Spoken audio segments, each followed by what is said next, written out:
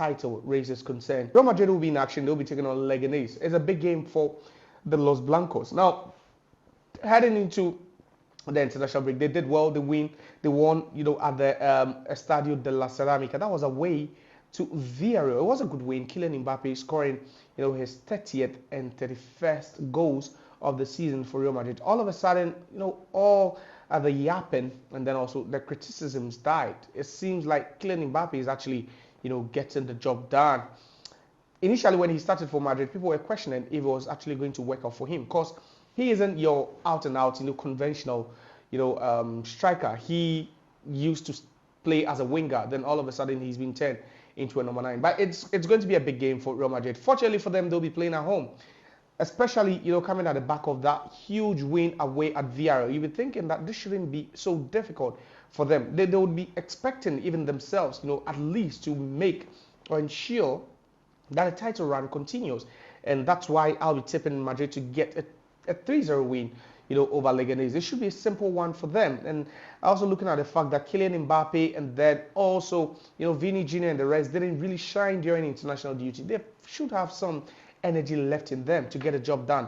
I'm going for a Madrid win over Leganés, and I'm giving them a 3-0 win. Yeah, I'm not just joking. I know Madrid will definitely get the job done. Now, Barcelona themselves will be in action against Girona. Now, last season, it was so bad, so awful whenever Barcelona, faced Girona. It was one of those seasons where you saw, a team rise from nowhere. All of a sudden, Girona were actually competing for the league title. Well, unfortunately, at some point, they ran out of gas, and then everything fell off. But then they still managed to qualify to the UEFA Champions League.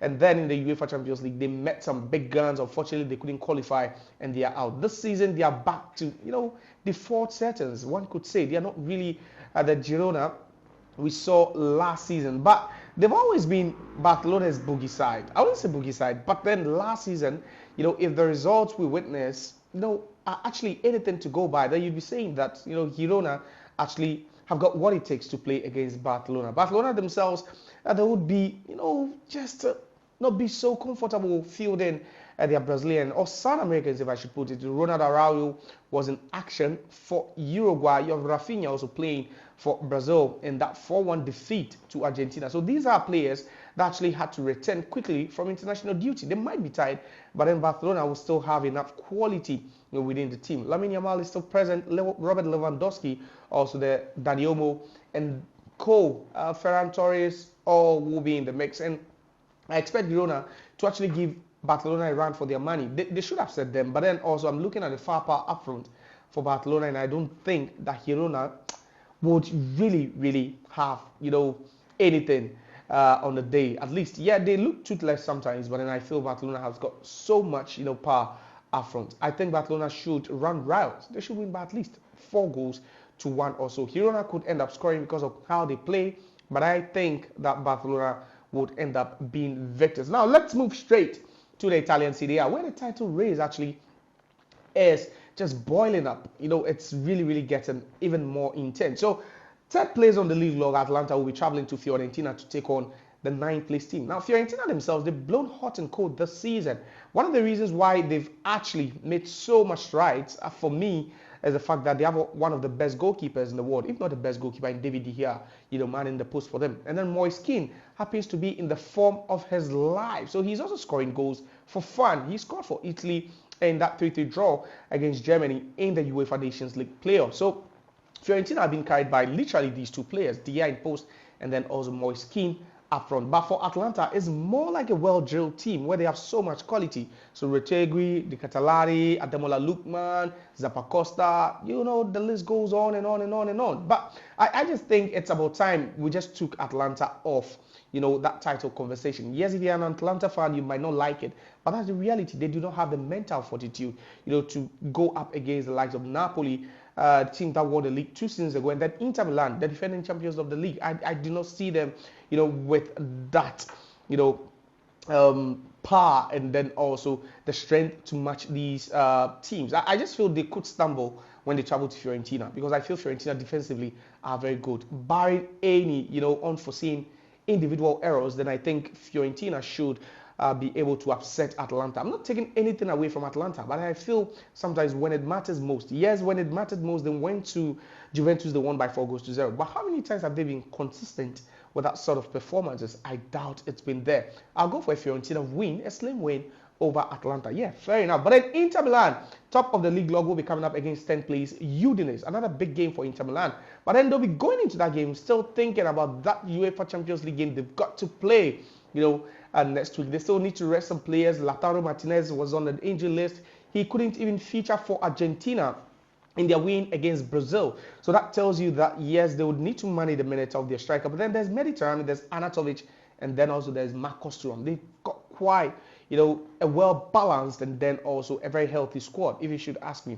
I still feel Inter, they are the real deal. They are the team to beat actually in the Serie A. I see them actually winning this one over Udine. Udine sometimes could be stubborn. They have, some, good players, average players, but then they play as a team. I'm going for an Inter Milan 2-0 win over Udine. Now, there's also a big one at the Estadio San Paolo, where Napoli would host one of the most awful teams I've seen this season, AC Milan. I'm not going to talk much about that game because I feel they should be able to get one over AC Milan. AC has been poor.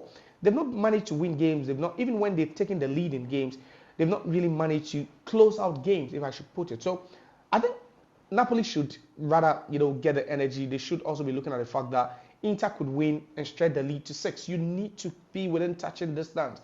You need to, just tail them. You just need to be as close as possible.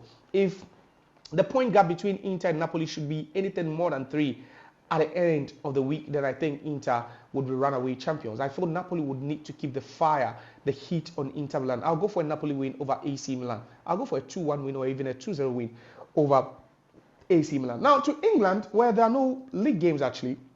It's just the FA Cup weekend, where the FA Cup has gotten to the semi-final, the quarter-final stage, if I should put it. 4, top games coming on. So on Saturday, you have Preston North End also facing Aston Villa. So Preston, they beat Burnley to get into the quarterfinals, while Aston Villa got a good win over Cardiff City to also advance into the quarterfinal. It should be a big one. Cardiff, they've not really been one of the top teams in the championship. They've played so well in the cup. Yeah, but it's a cup competition, and it's been a fairy tale ride for Cardiff City. They've been so good, against some of the top sides, especially from the championship. They've been solid. But I think Villa, they've got so much firepower. Villa are still playing in the UEFA Champions League.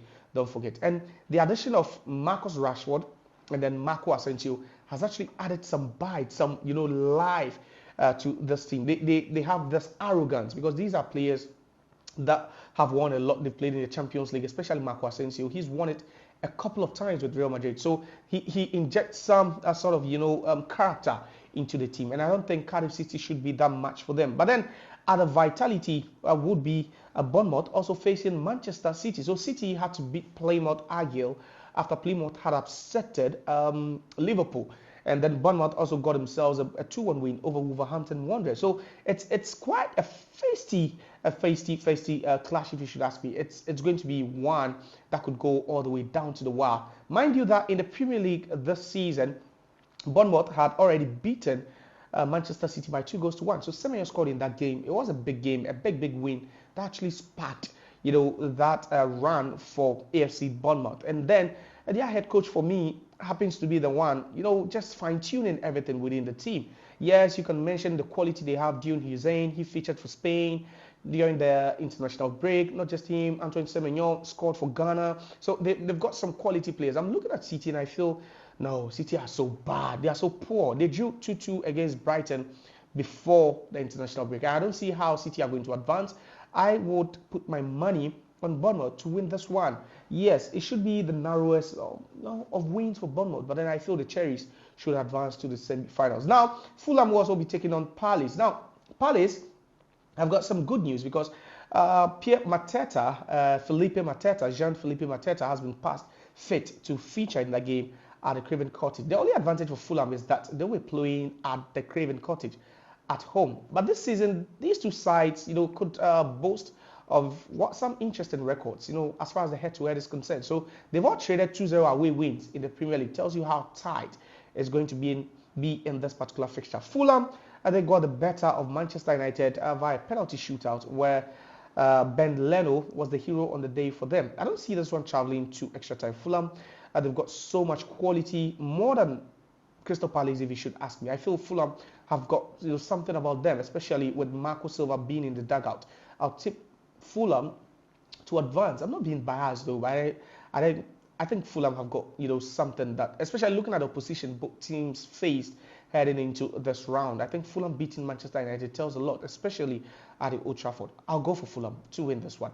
And then also you have Brighton facing Forest. Interestingly, Forest has already beaten Brighton 7-0, but that wasn't at the venue where this game will be taken up or coming off. It was at the City ground. Now I think Brighton, especially after turning, the corner and just reviving that lost hope again, they should have enough to beat Nottingham Forest. Nottingham Forest are quite, one of the most difficult sides to beat in the league, if you should ask me.